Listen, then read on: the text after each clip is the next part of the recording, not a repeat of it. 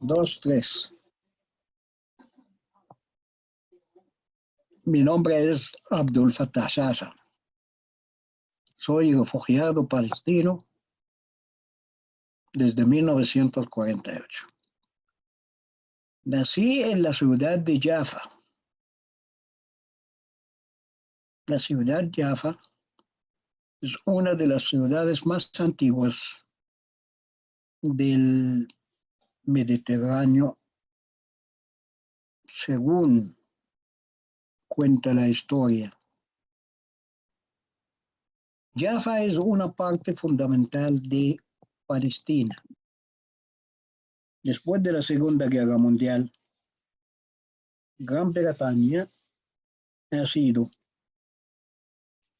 el país dominante. Y los ingleses estaban preparando desde el movimiento sionista en preparar un terreno en Palestina para que lo ocupa los judíos. A lo largo de los años, los ingleses metían esos barcos que venían de Europa llenos de judíos. Desde que entró a Gran Bretaña, empezó a poner leyes en contra del pueblo palestino. Entonces decomisaban su tierra y le regalaban a esos inmigrantes que llegaban desde Europa bajo las leyes inglesas sin permiso del pueblo palestino. Y así a lo largo casi desde la Primera Guerra Mundial hasta la Segunda Guerra Mundial, así trataban a los palestinos. Y en 1948 ya sabemos qué pasó en las Naciones Unidas. Sin contar con permiso del pueblo palestino, dividen Palestina en dos partes y le dan 56% del territorio palestino a estos inmigrantes que llegaron de toda Europa o de todo el mundo realmente. Pero no contaban en que el pueblo palestino es el mismo pueblo cananeo, que los judíos dicen que estos son los gigantes, que nunca olvidan su tierra.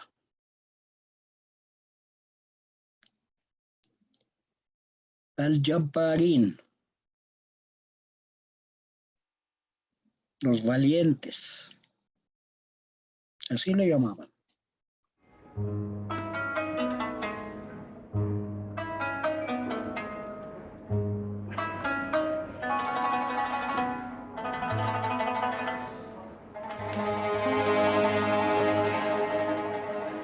Yo nací en 1940. Mi infancia, me acuerdo algunas cositas. Mi casa de 2 pisos, que estaba muy cerca de una mezquita y estaba muy cerca del mar, el mar Mediterráneo, casi a 200 metros de ahí, de mi casa.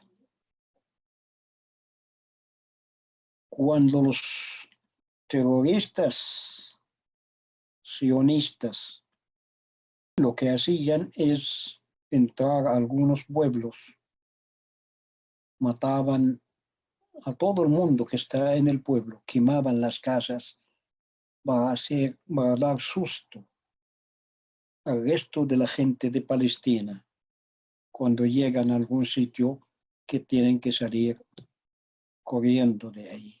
Si no, lo pueden matar como hicieron en muchos pueblos antes de llegar a Jaffa.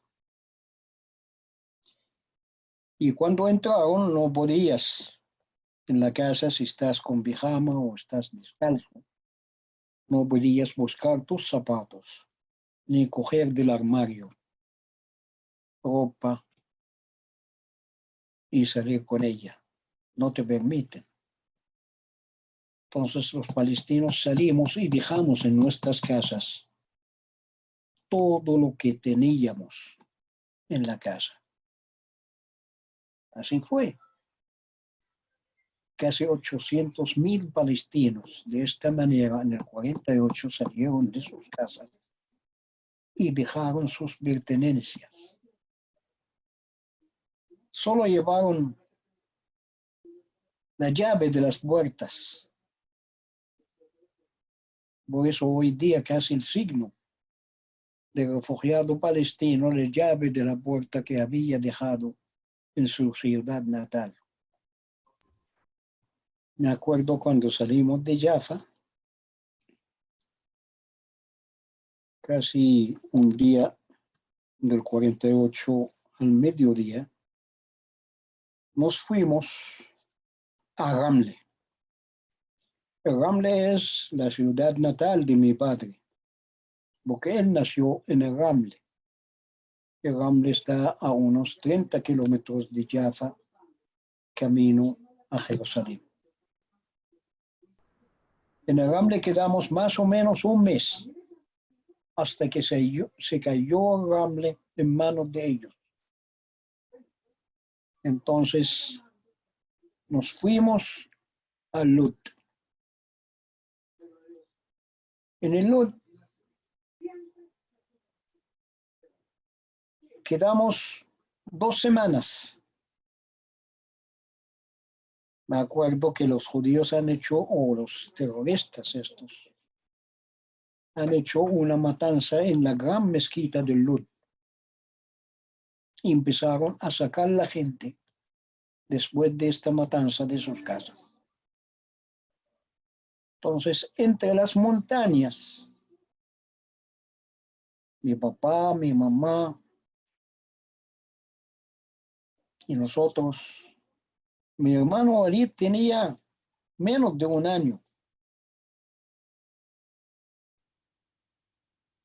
Salimos de ahí entre las montañas hasta la ciudad de Ramallah.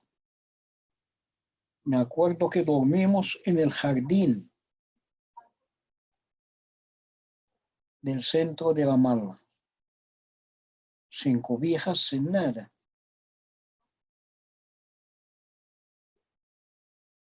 De ahí se comunicó mi papá con otros familiares en la ciudad de Hebrón, que nos recibieron a la semana de haber estado en Ramallah, en el parque central de Ramallah. Allí quedamos un mes y se había comunicado con Jordania a ver si puede encontrar el trabajo. Y realmente encontró, porque era un socio de compañía de fundir los metales y hacer esas tapas de hierro que cierran los caminos del agua. Pero un tío mío y unos amigos de este tío habían llevado esta compañía desde Jaffa, o sea, los aparatos más importantes de esta compañía le llevaron hacia Amán, Jordania. Y cuando mi padre pidió trabajo, ellos le dieron trabajo, pero como un empleado más, pero no es como uno de los propietarios de esta misma compañía cuando estaba en Jaffa. Así que fue duro para mi padre. Y en Amán nacieron dos de mis hermanos. Me acuerdo que alquilamos, mi papá y mi mamá alquilaron una casa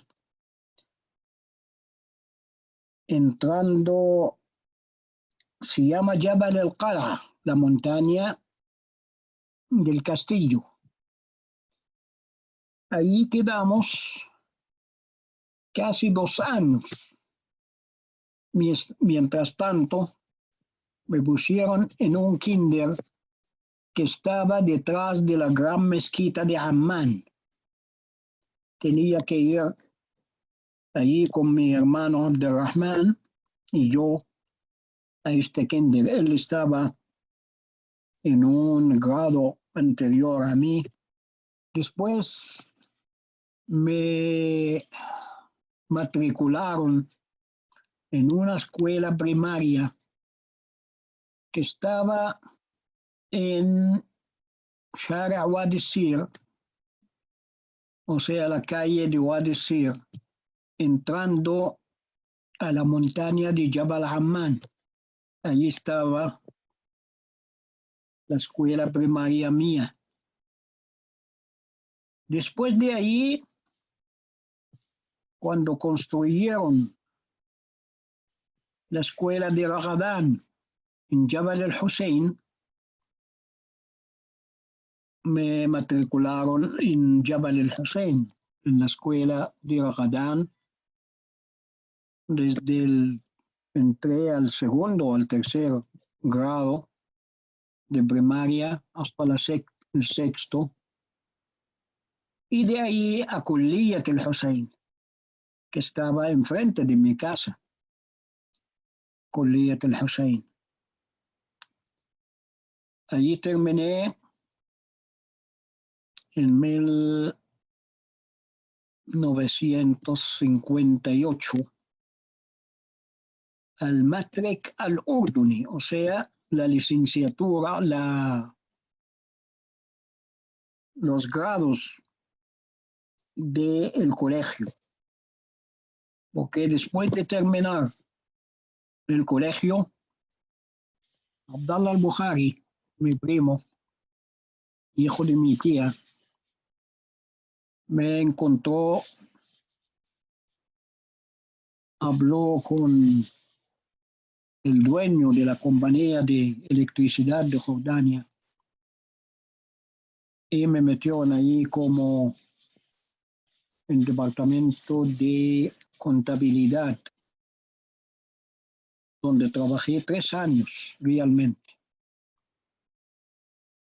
Y cuando ya Abdelrahman tuvo su trabajo en Arabia Saudita y ya empezó a mandar dinero a casa, entonces mi papá me permitió para ir a otro lado a estudiar. Y ahí conocí a algunos alumnos que estaban estudiando en España. Entonces me explicaron que hay que estudiar el primer año idioma y el segundo año ya puede matricularse y estudiar en la universidad. Y me gustó la idea. Entonces me fui con estos muchachos en un barco hacia España. En Madrid ahí estudié español, donde un muchacho armenio originario del Irak, se llama Steven, tenía un instituto para dar clases a los alumnos árabes que empezaron a venir a España en aquella época, muchos, al mediodía. Iba para la casa hispano-árabe y ahí nos daban clases de español también. Y por la noche me matriculé en una escuela del Ministerio de Turismo de España que daba español a los extranjeros, 1 hora por la noche. Aproveché la estancia mía de 4 meses en Madrid, en que por las tardes iba a estas cines de barrio donde daban 2 películas por la entrada para escuchar español y hablar con los viejitos en las parques, preguntándoles las direcciones de algunas cosas y así ya entablar conversaciones. Así aprendí el español. Cuando llegué a Zaragoza fue a principios de 1965 a Zaragoza. Y me matriculé en febrero de aquel año como oyente. Y aprobé 2 asignaturas ahí en aquella época. Al año siguiente me matriculé no como oyente, sino como un alumno normal y corriente y asistí a todas mis clases. Mi sorpresa fue cuando me hicieron el primer examen, tuve excelente en anatomía, entonces me llamaron jefe de mesa, o sea, jefe de mesa significa que yo tenía que explicar a los españoles anatomía humana. Realmente eso me daba miedo mucho, porque no sabía bien español todavía y yo tenía que explicarles los nervios, las venas, las arterias. Por eso tuvimos que ir a un cementerio y compramos un cadáver y lo trajimos a casa. Y ahí lo teníamos, en el balcón de la casa, donde teníamos las cositas de poner la ropa, ¿verdad? Ahí estaba todo el esqueleto de un ser humano. Conocí a la vieja a finales de este año, 65, porque yo tenía una muchacha, compañera mía de la escuela de medicina, Gladys Orhueta se llama. Ella me dijo que van a estar no sé qué en una cafetería allá por el paseo grande este de Zaragoza. Va a venir con su amiga que vive con ella, ella es de Costa Rica y ahí la conocí. Y me extrañó en que quería estudiar filosofía y tenía un libro en árabe para enseñarla clase de árabe. Y nunca aprendió árabe, eso es lo malo. Sí, el libro yo lo tengo todavía aquí. Es el mismo libro que tenía ella. Y con este libro yo di clases de árabe aquí en la Universidad de Costa Rica. Bueno, ahí empezamos a darle y la invité a tomar café en casa. Té con maramille, café con cardamomo y así. Ya a finales de este año ya estuvimos casados ya. Todo este año, o sea, del 65, finales del 65 ya estaba Flora viviendo conmigo ahí en la misma habitación del piso mío. Y yo todavía no había mandado nada a decir a mis papás, ¿verdad? Después de 2 años, le mandé a decir, cuando Flora vino a Costa Rica a tener a Jihad, entonces ya empecé a escribirles en que ya Estoy casado, estoy esperando un chiquito y pedí un poquito más de dinero, porque me mandaban $50 al mes. Con $50 teníamos que jugársela, pero ahora somos 3 ya. Ah, para mí es la mejor persona que hay en el mundo. Lo conocí aquí en Zaragoza, en Madre Vedruna 24, que le alquilaron un piso en el quinto derecha y yo vivía en el sexto izquierda. Y así empezamos por las escaleras y pues así lo conocí. Así lo conocí. Cuando vino Flora con Yehad y ya subieron a casa, los invité, me invitaron, todo. Fue como yo no tenía hijos, los chicos de ellos eran mis hijos. Terminó la carrera y en el año, no sé cuándo, pero el caso es que era estudiante y estudiaba muchísimo. Pobre, sí me acuerdo que no se podía, que los chicos lloraban no se podía hablar ni se podía decir ni una ni media mientras él estaba estudiando, con el libro siempre en la mano. Así fue sacando su carrera. Después, al juntarme con unos sirios, tuvimos que alquilar una habitación en una casa de españoles y hacer centro cultural musulmán de los estudiantes de Zaragoza.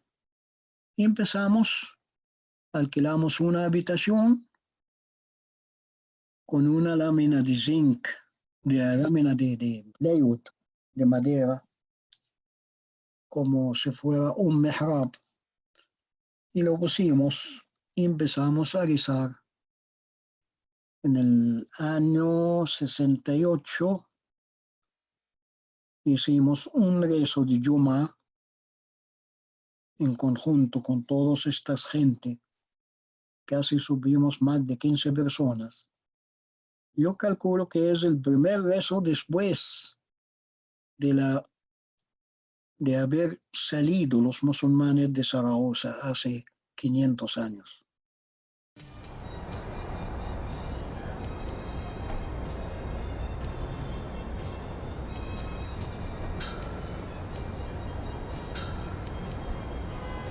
Iba a Costa Rica porque estaba viendo en que en España tenía que haber tenido una especialidad yo para irme a Jordania. Y hablando ahí con la gente de acá, encontré que es más fácil venir a terminar mi especialidad en Costa Rica antes de irme a Jordania. Y eso es lo que decidí, en que vamos a Costa Rica, terminamos la especialidad en 4 años o 5 años y luego vamos para Jordania. Esto es lo que hicimos. Y luego hice la especialidad y luego me fui a hacer en Golfito el año del servicio social. Conocí a mi querido amigo como en 1977 o en el 78. Yo estaba haciendo mi primer año de residencia de ginecología obstetricia como residente. Estaba haciendo la residente. Y Abdul ya era uno de los muchachos como de segundo año de residencia. Ahí lo conocí. Tuve la gran dicha, realmente gran dicha, porque ya te digo, aprendí las destrezas, el conocimiento. Y yo podría decir que algo muy importante, el coraje. Él ha significado muchísimas cosas en mi vida, desde todo punto de vista, ¿verdad? Como desde formación como profesional hasta las cosas más finas de la integridad del ser humano. Eso lo aprendí de don Abdul Fattah Mahmoud Sasa. Un viernes en la tarde me llama el gerente médico de la caja para ofrecerme la plaza de ginecólogo en Golfito. Y ahí conocí al doctor Abdul Fattah Sasa Mahmoud y a su señora, doña Flora Marín, una pareja encantadora, muy bonito Golfito, porque era la época aquella de la compañía bananera, que había zona americana y había una serie de ventajas que se tenían en ese momento. Y realmente así fue como llegamos a Golfito y como conocimos a Abdul Fattah y pasamos unos momentos muy, pero muy bonitos allá en Golfito. El doctor lo conocí en el servicio de maternidad. El doctor me causó siempre, desde que lo conocí, una persona muy especial, muy amable. Me acuerdo que andaba con una guayabera blanca, que siempre andaba bien vestido él. Pero el doctor siempre estuvo pendiente del servicio de maternidad, del personal, sobre todo que nos diéramos una buena atención al paciente. En realidad el doctor siempre fue una persona muy especial, transparente, con esos principios y valores que casi nadie los tiene. La huella que dejó en el hospital de Golfito fue imborrable. Por eso ellos me pagaban ahí como médico de servicio social, o sea, como médico general, y no como especialista. Aunque perdí dinero, no importa, pero por lo menos ya había hecho el servicio social antes de irme a Jordania, porque tenía en mente siempre volver a Jordania. Si no hubiera ido ahí como médico general, o sea, no tenía mucho valor, ni tampoco si hubiera hecho la especialidad en España, no me dan el valor que ni la práctica que he tenido aquí en Costa Rica. Yo fui con casi 15,000 operaciones quirúrgicas y montones de tipos de operaciones, o sea, no solamente en ginecobstetricia, porque he hecho también otras cosas como lo que había hecho en Golfito, a veces cuando no había cirujano, cosas que no eran de mi especialidad, pero yo me metí porque no había especialista que haga esto. ¿Por qué volvimos? Porque en Amman yo gastaba $2,500 al mes y recibo $500 de la gente. O sea, nadie me conocía como médico después de tantos años que estaba fuera. Por eso volvimos a Costa Rica. Y aquí, gracias a Dios, ya tenía mi sitio. Besalio me ofreció su consultorio. Trabajé con él muchos meses. Como empezó con la Universidad UCIMED, entonces no venía mucho al consultorio. Él lo veía como un hermano mayor, un respeto total. Mi papá lo quería muchísimo. Me acuerdo que tuve que decirle a Abdul, cuando mi papá me dejó el consultorio de él, Abdul, tomalo vos. Y él, con toda, como es el caballerosidad, llegó y dijo, yo lo voy a asumir. Y ahí estuvo, ahí estuvo. Yo me quedé con el consultorio, pero yo estaba trabajando en Trimbot, estaba trabajando en la universidad, estaba trabajando en el INS, estaba trabajando antes de trabajar con la caja, ¿verdad? Ya estaba en varios sitios trabajando. Bueno, esa es la historia de un hospital. En general, la vida del hospital es esa: sobresaltos, angustias, en la mayor parte de los hospitales, tristezas. La diferencia con una sala de maternidad es que sí hay llantos, sí hay quejidos, pero al final hay risas, sonrisas, satisfacciones de ver un bebé a la par de su mamá. ¿Se acuerda cuando llegó al Hospital San Juan de Dios era mucha gente, muchos pacientes, pero usted tenía una manera de resolver las cosas, no solamente muy buenas, sino que también era de soluciones rápidas. Sí recuerdo que tenías un carácter un poquito, a veces subidillo, a veces se te subía el sasa, pero había razones para eso, porque te gustaba que las cosas quedaran bien hechas y en el momento oportuno. Y en ginecobstetricia hay que tomar decisiones muy rápidas para salvaguardar la vida de la madre y el niño. Cesárea, porque no soportaba el dolor, no lo soportaba, ¿verdad? Si él veía que una persona estaba sufriendo mucho o que iba a ser un parto sumamente difícil, lo resolvía por arriba. Es decir, en 1 hora y media resolvía el problema. El doctor Sasa es un hombre de mucho compromiso, un hombre muy serio y sobre todo ejecutivo. O sea, yo le voy a ser franco, él tiene una vocación de servicio muy grande. Sí. Él es desprendido, es un hombre que se da a la gente. Muy trabajador. Como persona es una persona muy especial, una persona con la que es muy bonito y muy grato conversar. Honrado, cabal, de todo que te pueda decir. Terriblemente íntegro en todo, ¿verdad? En su pensamiento, en su forma de actuar, pacífico, mucha conciencia humana, misericordioso, religioso, explosivo, sí es explosivo, ¿verdad? De pronto así, ¿verdad? Cuando él de pronto monta en cólera, con esos ojos, es como un torbellino, se lleva todo.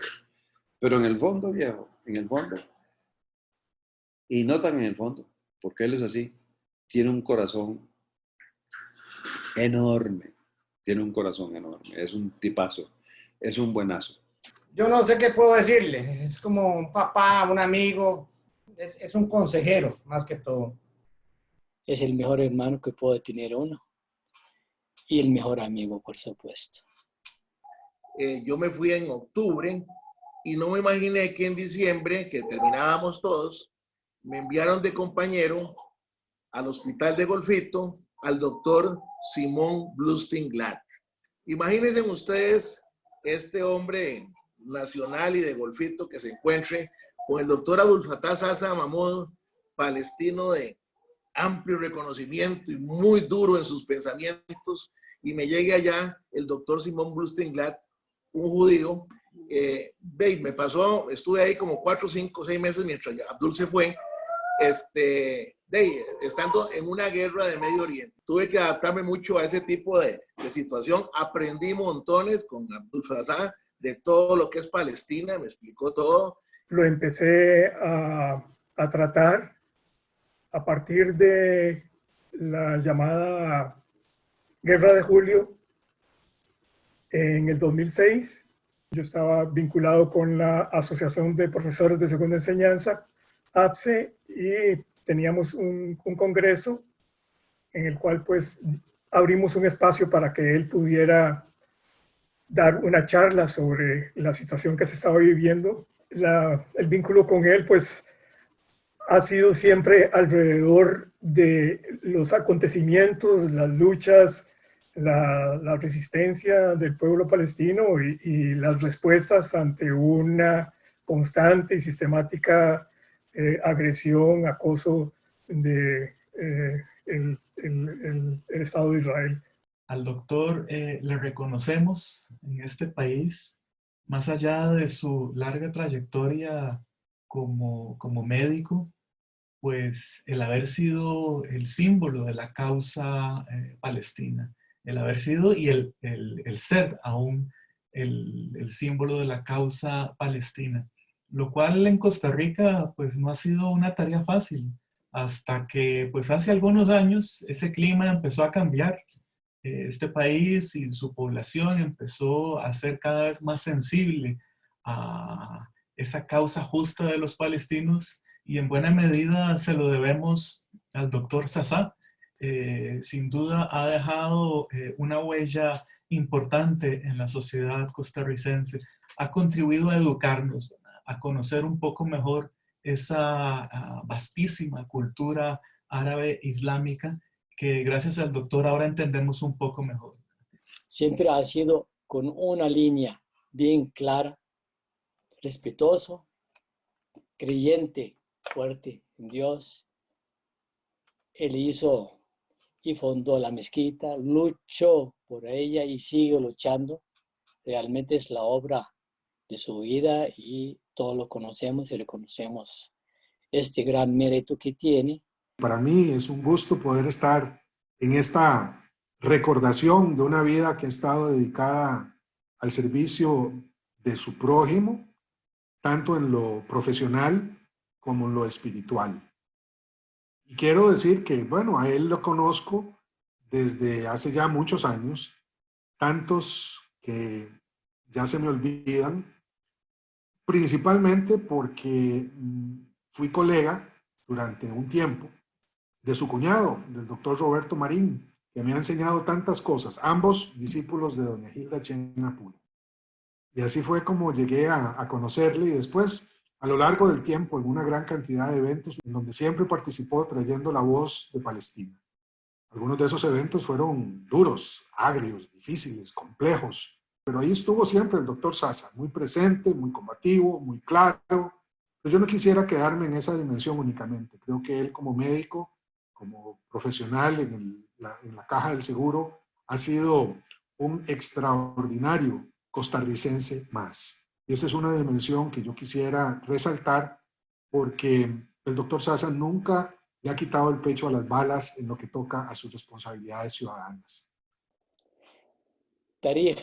تاريخ صار بينا عشرة عرفنا بعض من سنة 80. Nos hemos conocido desde los años 80 y compartimos muchas cosas, tanto cuando los hijos de él estaban chiquitillos, venía a casa, que papá estaba muy chiquitito, jugaba con Hassan, con la bola, allá en San Joaquín, y fortalecemos la amistad cada día. Claro, él sabía cocinar, nos invitaba, hacía la mlujía, el falafel, hacía el namura, y además de eso, cuando ya compró la finca por la Suiza, por allá, conocimos allá la cabaña que hacía con el río, hacíamos almuerzos, compartimos muchos ratos. Simpático, jovial, hace homos, cocina rico e invita frecuentemente a que lo acompañemos a esos almuerzos y cenas que hace en su casa. Normalmente se tiene por costumbre en Medio Oriente pues hacer el asunto de hacer un cabro, destazar el cabro, el cabrito que se destaza y todo. Y Abdul en eso es fabuloso. Agarramos un cabro en la casa, lo destazó todo y lógicamente pues nosotros al terminar la faena me dice, mira, ¿tienes la refrigeradora? Sí, claro que sí. Haceme un favor, el congelador para meter el cabro, sí. Y yo lo que tenía era una piel de cerdo en el congelador. Haceme el favor y me la sacas de ahí. El cabro no puede estar con la pierna de cerdo. Entonces, eso nos causó muchísima gracia, ¿verdad? En aquel momento. De las anécdotas, pues recuerdo una muy especial, que fue un 31 de diciembre. Ya habíamos terminado el trabajo, estaba sola yo en el consultorio y él regresó de nuevo y me encontró llorando. Entonces me dijo que por qué lloraba. Y yo le dije, doctor, es que me duele la cabeza. A ti no te duele la cabeza, me dice, es por tu novio, estás llorando. Hoy es último día del año, deja esas lágrimas para mañana. Ese hombre no vale la pena. Me dice, deja las lágrimas para cuando tu mamá o tu papá se mueran. Entonces siempre los 31 de diciembre me recuerdo de esa anécdota de él. Y atendió también a mi hija Samia en el 84. Él la sacó, la negra africana, como él la llamó, porque era muy blanca y muy macha. Entonces le puso sobrenombre la negra africana, que ahora es cardióloga. Estuvimos en el parto de mi hija menor que estaba por nacer mi nietito mayor, y gracias a él fue que ese chiquito ya tiene 17 años. Él me trajo al mundo mis hijos, las 2 cesáreas las tuve en el San Juan, y siempre recuerdo que cuando tuve a mi hijo, a los 2 días me dio la salida y él me fue a dejar a Heredia, donde una prima, y salió con Diego Armando en brazos del San Juan de Dios. Todo el mundo se le quedaba viendo, el personal. Quiero recordar aquella tarde, noche complicada, cuando fuimos notificados de que teníamos miles de migrantes haitianos que estaban llegando a la frontera sur sin que en ese momento supiéramos identificarles a ciencia cierta. Pensábamos, por las noticias que nos habían llegado, que al menos un grupo muy importante era de habitantes, de ciudadanas, ciudadanos del África subsahariana musulmana. Y recurrí una vez más a Abdul Fattah, pidiéndole que por favor me ayudara con esto, que se hiciera presente en la frontera para garantizar que aquellas y aquellos migrantes no fuesen lesionados en sus derechos y principalmente que pudiéramos saber de dónde venían y qué era lo que estaba pasando. Y por supuesto que su respuesta fue: ¿cuándo me voy? No me preguntó cómo me voy, no me preguntó cuánto tiempo me voy, no me preguntó quién me va a ayudar. Fue una respuesta del corazón. Y esa es la actitud que quiero recordar y resaltar de él y de su familia, porque en esto quizá el mayor premio que le ha dado la vida al doctor Sasa es tener la compañera que tiene, Flora, y las hijas y los hijos que han creado ambos. Esto es un regalo del cielo, el Dios único. Abdel Fattah Sasa crió a 5 hijos y ahora está ayudando a criar a sus nietos como personas conscientes del entorno en el que viven, conscientes de su cultura, conscientes de esa fe tan grande que tiene. Y creo que no salimos tan mal. Creo que hemos aprendido de su ejemplo, de su tesón, de su ser consecuente, insisto en esa palabra, y también evidentemente de esta persona buena, carismática, que siempre, mi madre le dice doctor corazón, porque siempre anda buscando y apoyando a la gente que lo necesita. Y con nosotros fue muy duro, bastante severo, pero esa severidad y esa dureza pertenecían a la lógica de la consecuencia. Papá, es papá. Siempre nos inculcó a todos sus hijos y familiares cercanos su espíritu colaborador y trabajador. También recuerdo claramente que él no podía quedarse en la casa sin hacer nada, y cuando estaba en la casa lo que hacíamos era ir a paseos en el carro, todos apretados, y si teníamos algún animalito, mascota, también lo llevábamos. El que más nos acompañó fue un perico. ¿Qué puedo decir de que haya heredado de él? Bueno, creo que todos los Sasa tenemos su dulzura de carácter, que hierve en los momentos críticos. Papá es un hombre de un gigantesco corazón y su bondad siempre ha sido ejemplo, no solamente para nosotros en su familia, sino para mucha gente que él ha logrado tocar. Y esta sin duda es una de las razones por las cuales tantísima gente lo quiere y lo admira tanto. Recuerdo que una vez, hace muchos años, en Golfito, cuando vivíamos allí, un torrente de lodo bajó del cerro e inundó varias casas de vecinos, entre ellos la de una de nuestras maestras, doña María Esther. Papá nos llevó en media tormenta a asistir a esa familia y yo todavía recuerdo el frío que tuvimos tratando de detener el lodo e impedirle que entrara a esa casa, ¿verdad? Estábamos todos empapados, totalmente mojados y exhaustos. Sin embargo, creo que fue una lección muy importante para nosotros, de cómo debemos siempre intentar ayudar a los demás. Y hemos tratado de seguir su ejemplo desde entonces. Cuando nació Abdulito, ya papá tenía muchos años de retirado del San Juan de Dios. Pero fue impresionante ese día ver cómo todos los médicos, enfermeras, personal de salud por igual, le daban paso mientras caminaba por los pasillos hacia la sala de parto.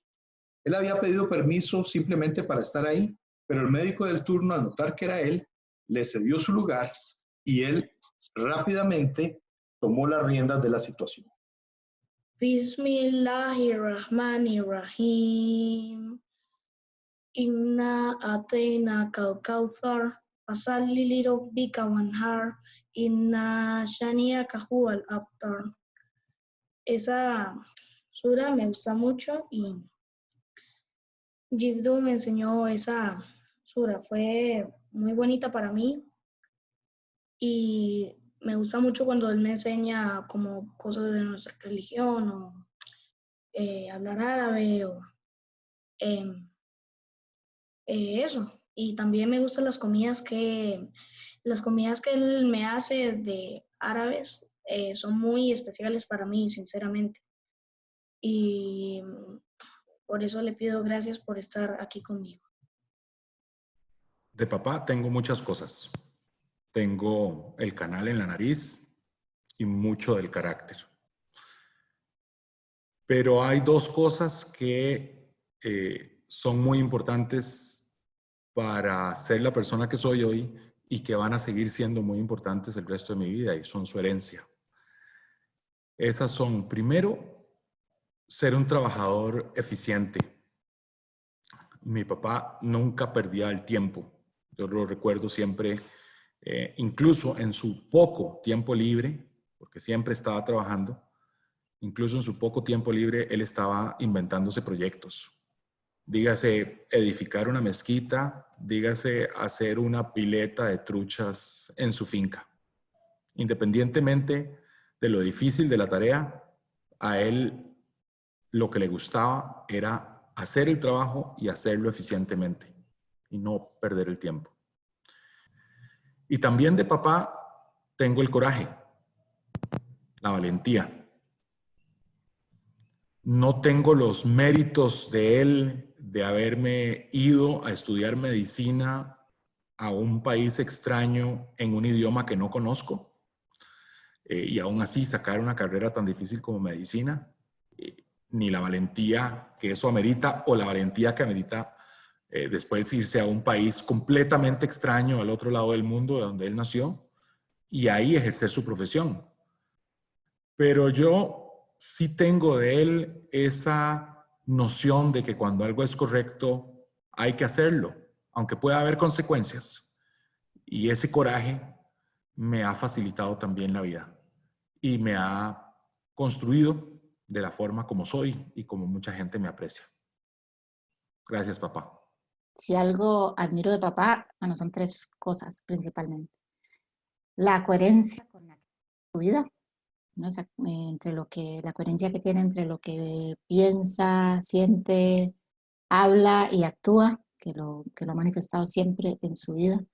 Y es algo que quisiera, ¿verdad? Porque yo lucho y trabajo día a día para ver si logro vivir con esa coherencia. El amor tan grande que tiene por su religión, por su tierra, por su familia, y la forma en que lo vive y que lo expresa con esa fuerza, ese amor que también le transmite a todas las personas con las que se ha relacionado a lo largo de su vida y que haciendo este video nos hemos dado cuenta. Y lo otro que le admiro y por lo que también lucho día a día es la constancia, ¿no? La constancia con la que ha hecho todo en su vida y que le ha permitido de volver a empezar, no una, sino muchas veces, ¿verdad? Así como tuvo que empezar desde que fue muy pequeño, después de la expulsión de Palestina, empezar en Jordania y después cuando empezó en España, después cuando vino aquí, cuando nos fuimos, o sea, cada vez que se ha tenido que reinventar y hacer, y con esa constancia, ¿verdad? Y ese trabajo cómo ha logrado todo lo que ha logrado y esa constancia también que ha tenido para sus causas, ¿verdad? Para trabajar hasta lograr que en este país se conociera y se difundiera la cultura islámica, y tener la mezquita que tienen hoy, el centro cultural, y la constancia con la que ha llevado la causa palestina. ¿Verdad? Para mi papá encarna eso que decía Mahmoud Darwish, que es esa unión inmortal entre Palestina y su gente. Es el reflejo de lo que nosotros señalamos muchísimas veces, que Palestina y su causa sobrevive sobre los hombros de la gente que habla de su causa, que comunica lo que está pasando y que permite que 72 años después resista y siga luchando por su liberación. Y mi papá encarna todo eso. Hablar de Abdul, con quien he convivido más de 50 años, es un poco difícil. Pero voy a decir 3 cosas puntuales que son las que más he admirado de él. En primer lugar, su capacidad de trabajo, su orden, su disciplina para el trabajo y para cualquier empresa que se le ocurra en su mente hacer. Cuando era la finca, hasta que no terminó de sembrar, de hacer una casa, etc., no paró. Cuando era estudiante, hasta que no sacaba las mejores notas, no paró. Cuando era trabajador, trabajaba en 3, 4 y 5 sitios distintos. Yo no sé cómo hacía. Así que es una gran admiración que tengo por su capacidad de trabajo, por su tosudez, digo yo, también. Después, la honradez para acometer cualquier acción en su vida. Y luego, su gran religiosidad y su amor entrañable por su país, por su patria, por esa patria que perdió cuando tenía 8 años. Hoy estamos ya en el otro lado del puente. Preparamos nuestras maletas para ir, probablemente, no sabemos cuándo, pero un momento cercano, al paraíso.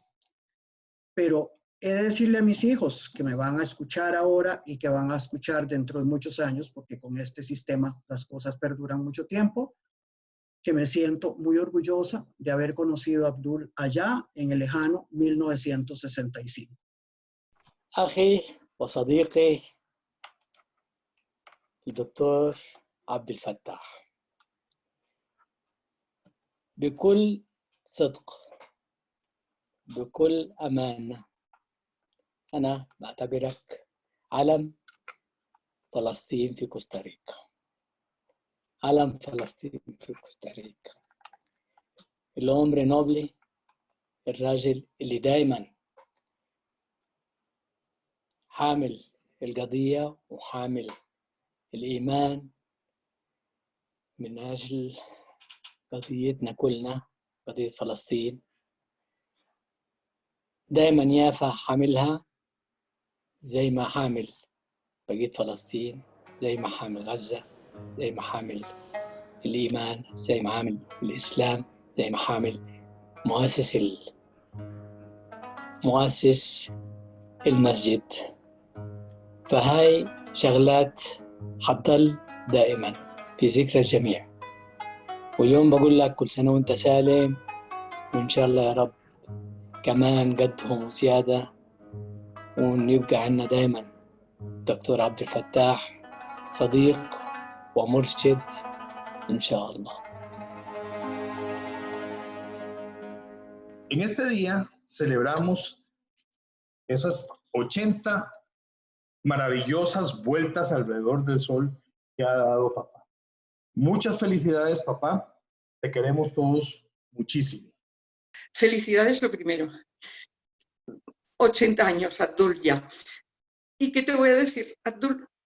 Siempre os quiero y para mí tus hijos son mis hijos. Besos, un beso muy grande y que pases un buen día. Un saludo emocionado para mi gran amigo, el doctor Sasa. Les deseo lo mejor en estos 80 años. Un abrazote desde aquí, desde Golfito. Saludos desde Alemania und alles Liebe und Gute zum Geburtstag. lo que significa muy, muy feliz cumpleaños.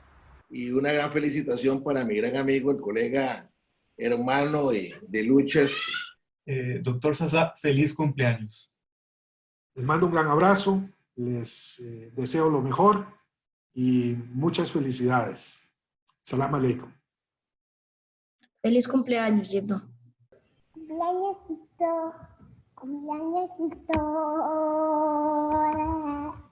السلام عليكم، كيف حالك عمي؟ احنا كثير سعيدين انه نشارك بعيد ميلادك، بنحكي قصة. وانا بالنسبة لي في كثير قصص صارت معي لما كنت في كوستاريكا. انا كثير مبسوطة لما رحنا على الارض ولما شفنا النهر اللي بحديقتك ولما طلعنا على الجبال، واهم شيء لما انا كنت اروح معك على الجامع.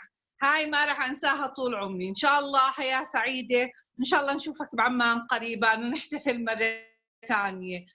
وشكرا على كل شيء عملت لي اياه، كانت من اسعد ايام حياتي لما انا كنت انا وياك بالرحلة بكوستاريكا. باي باي عمي. السلام عليكم. كل عام وانت بخير يا اخوي، كيف صحتك؟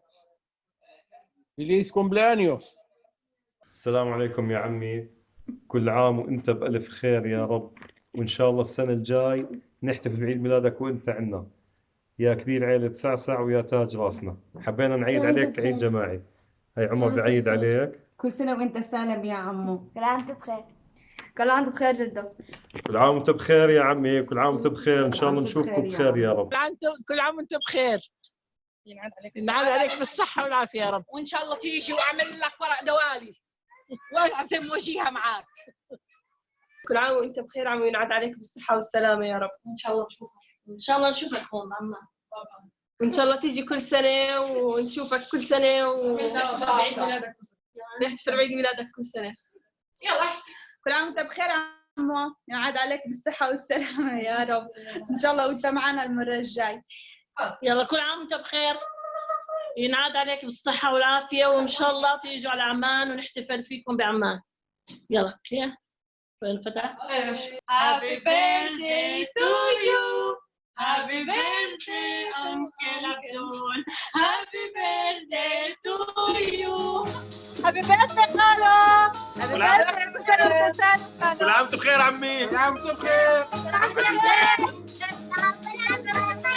كل عام وانت بخير يا خال. كل عام وانت بخير يا خال. كل عام وانت بخير خالو.